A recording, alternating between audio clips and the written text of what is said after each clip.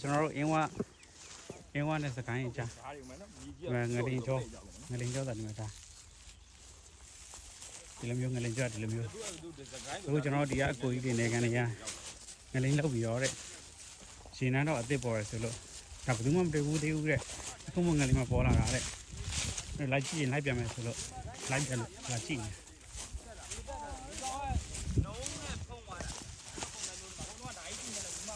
ဒါနာတော့ဒါရှင်နန်းတော့ရေအောင်လို့ဟာဒီကြီးချိန်မှာဆိုရင်လေဒါကျွန်တော်တို့ဒါပြောမယ်ဆိုခေါင်ပေါ်ရောက်လာဖို့ဒါခေါင်မှုဟုတ်တယ်ဟိုးဒါခေါင်မှုအောက်ထပ်မှာစီးပြီးထုံးလေးနဲ့ဟိုရှည်တဲ့ထိသွားတာဟိုးဒီပဲဟိုးရှည်ပဲဒီထုံးနေတာဒါဒီငလင်းလုံးမှငလင်းလုံးမှပေါ်လာတာပေါ့ငလင်းလုံးမှငလင်းချောင်းနဲ့ကွဲပြီးတော့ဒီရိုးအဟောင်းပေါ်လာတာပေါ့အကြီးပဲဒီမှာရောဒီမှာလေးဒီထိမဟုတ်ပါဘူးရှိဘယ်နဲ့ဒီနောက်တဲ့ရှိအောင်မယ်အများကြီးဒီကကြတော့ပေါ်သွားတယ်မျိုးပြည့်3ရောက်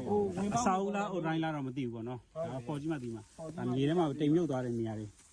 ကိစ္စကမြေထဲမှာတိမ်မြုပ်တဲ့နေရာဘယ်သူမှသိရမှာမဟုတ်ဘူးတာကြီးအားရတာလုံးလို့ရတယ်အောက်ထဲမှာမျိုးတစ်မျိုးရှိနိုင်တယ်အဲ့လိုပြောတယ်ခေါင်းမိုးတွေမှာအင်းဝမတီးခင်ကတခြားမျိုးဖြစ်လည်းဖြစ်နိုင်တယ်အဲ့လိုခံမှန်းလို့ရတယ်အစာအုပ်တွေအောက်ထဲမှာတွေ့ရတယ်ဒါစာအုပ်တွေကျွန်တော်ရောင်ဝင်နေရင